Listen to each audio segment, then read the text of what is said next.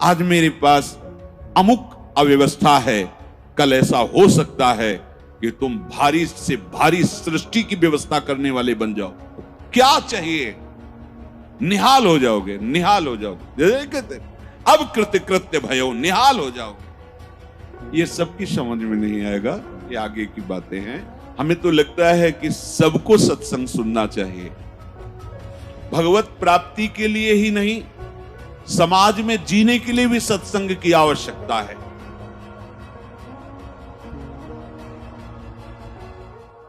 स्वीकृति, अगर ये स्वीकृति आप करते चले जाएं, जो श्रवण कर रहे हैं, तो सच्ची मानिए ये भ्रम खत्म हो जाएगा कि बहुत काल जब साधना करे तब ऐसी बात आती है। हम लोग तो गृहस्थ हैं, संसारी हैं, विषयी हैं, आदि आदि। आपने स्वीकृति ही आप गलत ढंग से कर रहे हैं, स्वीकृति ही आपने सही नहीं की। हम गृहस्थ हैं, हम अमुक हैं, हम सब देह भाव की स्वीकृति। प्रभु कह रहे हैं ममैवांशो, तू मेरा अंश है, मेरा बच्चा है, मेरी आत्मा है। फिर ऐसा क्यों आप स्वीकृति नहीं कर रहे कि प्रभु मेरे हैं? सच्ची मानिए प्रभु ही अपने हैं, सच्ची मानिए प्रभु ही हमें बहुत प्यार करने वाले मित्र मिल गए, नहीं तो कोई नहीं है, केवल भ्रम है। मानो प्रभु की बात को मान लो, निहाल हो जाओगे। वो इसीलिए बोल रहे हैं, इसीलिए बोल रहे हैं कि हम निहाल हो जाए, परमानंद में मगन हो जाए। प्रभु अर्जुन जी को कह रहे हैं, सुख दुखे समय कृत्वा लाभा लाभो जया जयो। ये कर्म भूमि है, हमारा यहां जन्म हुआ है। अपने शुभ और अशुभ दोनों कर्मों को मिटा करके वो परम लाभ जो किसी कर्म से नहीं होता वो हम करें। वो कौन सा कर्म है जो हमें परम लाभ देगा? तो कह रहे हैं जय और पराजय में समान भाव रखना ही वो समता रूपी महान धर्म है जो तुम्हें बचा लेगा। बड़े से बड़ा शुभ कर्म भी फांसी ही है, चाहे सोने की जंजीर से फांसी लगाओ और चाहे रस्सी से फांसी लगाओ, मरोगे तो है ही। ऐसे शुभ कर्म भी फांसी ही है, लोक लोकांतर में भटकना होता है, विश्राम नहीं होता। और अशुभ कर्म तो है ही, कहना क्या है उसको। हर शरीरधारी से ये दो प्रकार की क्रियाएं होती ही हैं, कहीं ना कहीं शुभ कर्म होता है, कहीं ना कहीं अशुभ कर्म। कोई ऐसा नहीं है जो इन दोनों कर्मों से युक्त ना हो। बड़े बड़े ज्ञानी जनों के शरीर के द्वारा भी ये दो क्रियाएं हो जाती है, पर वो अपने को अलग कर चुके हैं, वो अपने स्वरूप में स्थित हैं, कर्ता भाव रहित हैं। इसलिए ना शुभ उनका स्पर्श करता है, ना अशुभ स्पर्श करता है। वो जान के कोई क्रिया नहीं कर रहे, संकल्प करके क्रिया नहीं कर रहे, स्वाभाविक हो रही। अब उसमें कुछ भी ऐसी घटना घट जाती है तो उसके वो करता नहीं है। इसलिए कहा गया कि जो आत्मज्ञानी महापुरुष है, अगर उसके द्वारा बड़े से बड़ा शुभ कर्म हो जाए तो कोई उसका पुण्य फल नहीं होता, और बड़े से बड़ा कोई पाप कर्म बन जाए तो उसका कोई अपराध नहीं होता, क्योंकि कर्ता भाव से रहित है। ये सबकी समझ में नहीं आएगा, ये आगे की बातें हैं जहां अहंकार समर्पित हो जाता है। कैसे नहीं उसको अपराध लगेगा? उसके शरीर के द्वारा हो रहा है। तो जैसे हमारे इस प्रदेश में जितने भी प्राणी वास करते हैं, फिर देश में, फिर हमारे विश्व में, तो हम एक प्रदेश से लेते हैं, कितना अशुभ कर्म होता है और कितना शुभ कर्म होता है। क्या आपको दोनों का दंड मिलता है या पुरस्कार मिलता है? या आपको हर्ष होता है या शोक होता है? या सुख होता है या दुख होता है? नहीं होता। क्यों नहीं होता? क्योंकि हमारा संबंध नहीं। हो तो रहा है, शुभ अशुभ कर्म हो रहा है प्रदेश में, देश में, क्योंकि कोई भी शरीरधारी कर्म किए बिना रह नहीं सकता। और जो शास्त्र सम्मत कर्म करते हैं वो भगवत मार्ग के पथिक होते हैं। वो साधारण उनकी गणना नहीं आती शुभ अशुभ में, वो तो भगवत धर्म का पालन करने वाले होते हैं, वो तो महात्मा होते हैं, भक्त जन होते हैं, प्रेमी जन होते हैं। वो त्रिगुणातीत अवस्था की तरफ उनकी गति होती है। पर साधारण प्राणी प्रायः क्रिया किए बिना रह नहीं सकता। क्रिया होती है और क्रिया जब अहम से होती है तो कहीं ना कहीं लाभ बुद्धि सुख बुद्धि होती है। इसके कारण वो ये समझ नहीं पाता है कि धर्म है कि अधर्म है और बढ़ता चला जाता है। कहीं खूब पापाचरण होते हैं, कभी कोई संयोग बन गया तो पुण्याचरण भी होते हैं। लेकिन आपको क्या फर्क पड़ता है? पूरे विश्व में दोनों प्रकार के कर्म हो रहे हैं, आपको क्या फर्क पड़ता है? कुछ नहीं। क्यों? क्योंकि उसका हमारा कोई संबंध ही नहीं है। समझ लीजिए। तो ऐसे ही विश्व का एक ये नमूना है, स्थूल शरीर, सूक्ष्म शरीर और कारण शरीर। जो भगवत तत्व के ज्ञाता महापुरुष जन होते हैं, बिल्कुल जैसे तुम्हारा प्रदेश के शुभ अशुभ कर्म से कोई संबंध ना होने के कारण न हर्ष है, न शोक है, न दंड है, न पुरस्कार है, ऐसे ही इस शरीर के द्वारा हुए शुभ अशुभ कर्म उसे बांध नहीं सकते। जिसने अपने स्वरूप को अलग करके इनसे संबंध त्याग कर दिया। हमें हर्ष शोक दूसरे की क्रियाओं से इसलिए नहीं होता कि हमारा संबंध नहीं। ठीक ऐसे इस शरीर से जब ज्ञान प्राप्त हो जाता है, बिल्कुल जैसे भगवान ने कहा कि पुराना वस्त्र त्याग कर नए वस्त्र को धारण कर। सांप ने केचुल छोड़ दी, कोई संबंध नहीं। पुराना वस्त्र फेंक दिया, उसे कोई जला दे, कोई कुछ करे, कोई संबंध नहीं। वो उत्तम जगह में रखा जाए या अधम जगह में, कोई संपर्क नहीं रहता। ये देहाभिमान होने के कारण, देह भाव होने के कारण हमें अपने कर्मों का भोग भोगना पड़ता है। अब हमको जो भगवान उपदेश कर रहे हैं कि इस कर्म जाल से कैसे मुक्त होना है, क्योंकि अवश्य में भोक्तव्यम कृतम कर्म शुभाशुभम, भगवत वाणी, भोगना पड़ेगा निश्चित। अब कोई ऐसा उपाय जो हम इन कर्मों के जाल से मुक्त हो सके। भगवान कह रहे हैं कि जो भी आपके द्वारा हो रहा है, पहली बात तो जो कर्म हो रहा है वो प्रमाणित होना चाहिए, गुरुजनों के द्वारा शास्त्र सम्मत। मनमानी आचरणों की यहां चर्चा नहीं। यहां जो है तस्मात् शास्त्रम प्रमाणम ते, आपका कोई भी कार्य बिना प्रमाण वाला नहीं होना चाहिए, मनमानी नहीं होना चाहिए। उसका प्रमाण किसी संत ने कहा है, आचार्य ने कहा है, गुरुदेव ने कहा है, भक्तों ने ऐसा कहा है, ऐसा हमारे बुजुर्गों ने कहा है, यह प्रमाणित होना चाहिए। अब उस कर्म का अनुष्ठान करते समय हमारे हृदय में लाभ की विशेष आकांक्षा होती है, उस कर्म की सफलता की विशेष आकांक्षा होती है। अगर आप प्रभु की इस वाणी को नहीं मानेंगे तो बहुत धोखा हो जाएगा हमसे, बहुत गलती हो जाएगी। जैसे जिसको लगता हो कि ये सुख दुख समय कृत्वा लाभा लाभो जया जयो, ये तो केवल विरक्तों के लिए भगवान कह रहे, ऐसा नहीं। देखो सबको लाभ इसमें है। एक विद्यार्थी है, वो विद्या अध्ययन करता है पास होने के लिए, पूरा प्रयास करता है। किसी कारणों से,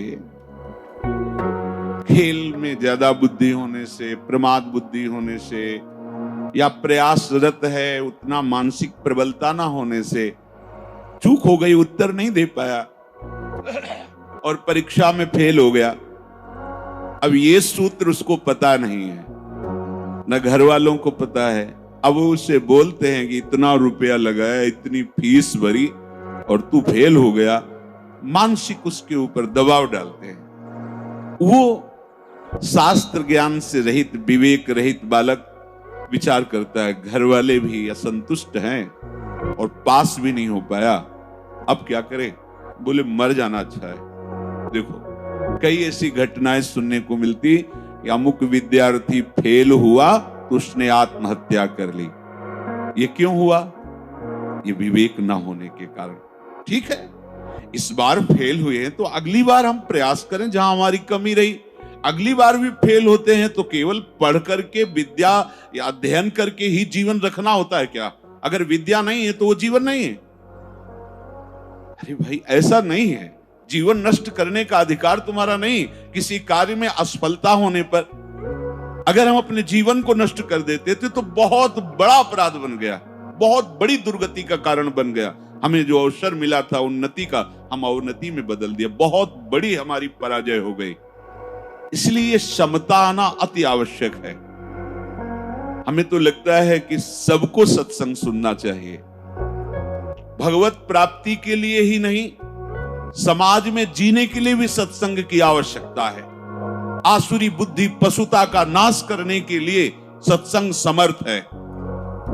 एक किसान है, हजारों रुपए लगा करके, मेहनत करके, बहुत बड़ी मेहनत होती किसान की, बहुत मेहनत होती, बहुत बड़ा तपस्वी होता, वो जान नहीं पाता है अज्ञान की धरा में होने के कारण। जिस ठंडी में आप वस्त्र त्याग नहीं करना चाहते, पूरी रात रात पानी लगाता है गेहूं की खेती में, बड़ी मेहनत करता है। जब फसल काटने का समय आता है तो वर्षा और ओले हो जाते हैं, पूरी फसल नष्ट हो गई। कर्जा लेकर उसने खाद पानी लगाया था, बेटी का ब्याह करना है, बच्चों को पढ़ाना है, अब फसल नष्ट हो गई। कर्जा कैसे देंगे, परिवार का पालन पोषण कैसे करेंगे? इससे अच्छा है आत्महत्या कर लो। कई ऐसी घटनाएं, हम जिस कार्य में चलते हैं असफलता मिलती है तो हमको एक ही उपाय दिखाई देता है कि हम अपने को नष्ट कर लें। भारी मूर्खता। ये जो प्रभु उपदेश कर रहे, सबके मंगल के लिए उपदेश कर रहे हैं। छोटी छोटी बातें व्यवहार की। हमारा ब्याह हुआ, हमारी भावना में जो पत्नी थी वैसी नहीं मिली। अब हम जो सफलता चाहते थे इस क्रिया में, उस सफलता, अब द्वेष, विषमता आ गई। कैसे कैसे पापाचरण होने लगते हैं, कैसे कैसे पीछे कितनी ऐसी घटनाएं सुनने को मिली। राक्षसी बुद्धि। ये केवल बैरागियों के लिए, विरक्तों के लिए, संतों के लिए प्रवचन होता है, ऐसी बात नहीं। ये सत्संग ऐसी मति बना देगा कि आप समाज में रहते हुए भी बड़े आनंद पूर्वक सबको आनंद प्रदान करने वाले बन जाएंगे। ये जो जय और पराजय का, लाभ और हानि का, सुख और दुख का हमारे ऊपर प्रभाव पड़ता है, जब तक हम नाम जप करके अपनी बुद्धि को पवित्र करके समता में नहीं लाएंगे, तब तक बात बनने वाली नहीं। जगह जगह आप देखो, जगह जगह जहां कोई हारता है तहां वो निराशा अपने ऊपर ले आता है। हारना जीत का एक संकेत है। ऐसा मत समझो कि हारना पतन का संकेत है, नहीं। जो उत्साह संपन्न है, जो विवेकवान है, वो देखते हैं कि मैं कहां से हारा, कौन सा वो बिंदु है जहां मैंने चूक कर गया। विवेकवान तुरंत उसे संभालते हैं, आगे चलते हैं। फिर हार होती तो फिर हमें आगे बढ़ना है, ना कि हमें शरीर नष्ट कर देना है, ना कि हमें इतना चिंतन बिगाड़ लेना कि डिप्रेशन में पहुंच जाए। हर परिस्थिति हमारे कर्म के अनुसार रची गई है। अब हमको संभालना होगा, उस कर्म के प्रवाह में बहकर हमें नष्ट नहीं होना है। इसीलिए भगवान यहाँ के ततो युद्धाय युज्यस्व। तुम अपने कर्तव्य कर्म करने के लिए कमर कस के खड़े हो, उत्साह संपन्न बनो, तुम्हें बिल्कुल पाप नहीं लगेगा। नैवम पापम अवाप्स्यसि। बस तुम एक काम कर लो, जय पराजय में समान भाव लाओ। जो आपने माना हुआ लाभ है, अगर हमारा पूर्ण नहीं हो रहा है तो हमें निराश नहीं होना। इस बार हमारा व्यापार सफल नहीं हुआ, इस बार अध्ययन हमारा ठीक नहीं हुआ, इस बार कृषि में हमें कमजोरी, अन्न की प्राप्ति नहीं हो पाई, हमारी खेती कमजोर हो गई, कुछ भी, कहीं भी, कैसे भी निराश नहीं होना। रात है तो दिन आएगा, आप धैर्य रखिए, प्रकाश होगा। अंधकार में उबिए नहीं और प्रकाश में फूलिए नहीं। अभिमान मत कीजिए, अंधकार आने वाला है। इसलिए सम, भगवान कह रहे समय कृत्वा, ये बहुत बड़ी विद्या है। अगर कोई कहे निकुंज में जाने के लिए इसकी क्या आवश्यकता है, तो कृपा प्रकरण में पढ़कर देखिए, तीसरे दोहे में, शत्रु मित्र समझानी सम, मान मान अपमान सम, दुख सुख लाभ न हानि, यह जो कृपा, वही प्रभु कह रहे सुख दुखे समय कृत्वा लाभा लाभ हो जया जय। इसको धारण कीजिए। छोटी छोटी सी अनुकूलता में बाधा पड़ने पर हम दुखी हो जाते हैं, हम विक्षिप्त होने लगते हैं, हम बहुत बड़े लाभ का त्याग कर देते। छोटी सी मनोनुकूल वृत्ति के विरोध होने पर, जबकि वो महामंगल विधान है, आपको समझ में नहीं आ रहा, आप इतने असंतुष्ट हो जाते हैं, इतने हार जाते हैं, इतने निराश हो जाते हैं कि परम लाभ का मार्ग ही छोड़ दिया। ये जरूरी है। जैसे ये उपदेश जब होते हैं तो प्रश्न भी होते हैं कि कब तक सहें, कब तक सहें? जब तक भगवत प्राप्ति नहीं हो जाती, जब तक भगवत साक्षात्कार नहीं हो जाता, तब तक आप सहो। सहत सहत बाढ़े भगति। इसका परिणाम क्या होगा? हम तो बड़ा दुख सह रहे हैं, अपमान सह रहे हैं, विषमता सह रहे हैं, इसका परिणाम क्या होगा? भगवान कह रहे बिल्कुल निश्चिंत रहो, महाभय से तुम्हारी रक्षा निश्चित यही कर लेगा। समता, किसी के आशीर्वाद की जरूरत नहीं है। ऐसा ते विहिता सांख्ये बुद्धिर्योगे त्विमां शृणु, बुद्ध्या युक्तो यया पार्थ कर्म बंधम प्रहास्यसि संतुष्टायेन केनवा। ये कला सीखनी पड़ेगी, ये कला स्वीकृति करनी पड़ेगी, नहीं आप आगे परमार्थ में नहीं बढ़ पाएंगे। हर तरह से अपने को प्रसन्न रखने की चेष्टा रखो, विवेक के द्वारा, किसी वस्तु व्यक्ति स्थान के द्वारा प्रसन्न करने की नहीं, आंतरिक विवेक के द्वारा, बाह्य कोई साधन नहीं। इसके लिए कैसी भी परिस्थिति हो, यदि आपने प्रभु को स्वीकार किया है तो आप प्रसन्न रह सकते हो, क्योंकि हमारे प्रभु विद्या के समुद्र हैं, ज्ञान के समुद्र हैं, प्रेम के समुद्र हैं, ईश्वर के। क्या चाहिए? बिना पढ़े समस्त विद्या प्रकाशित हो जाती है। ब्रह्मा जी किसी स्कूल में गए थे, चारों वेद स्वतः स्फुरित हो रहे। किसके संकल्प से? भगवान के संकल्प से। समस्त सृष्टि की जितनी भी कलाएं हैं तो ब्रह्मा जी से तो प्रकट हुई हैं। कहां सीखा ब्रह्मा जी ने? प्रभु के संकल्प से। वही तुम्हारे भी हृदय में संकल्प जागृत हो जाएगा। मूकम करोति वाचालम पंगुम लंघयते गिरिम यत् कृपा तमहम वंदे परमानंद माधवम।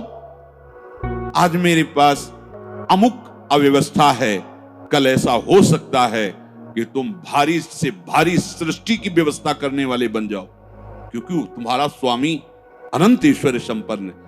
इस बात को लेकर के वो इस समता को धारण कर सकता है। अगर इतने बड़े प्रभु का सहारा नहीं है, फिर सहेगा किससे? ये सहने की सामर्थ्य सिर्फ हरि के चरणारविंद के आश्रय से आती, भरोसे से आती।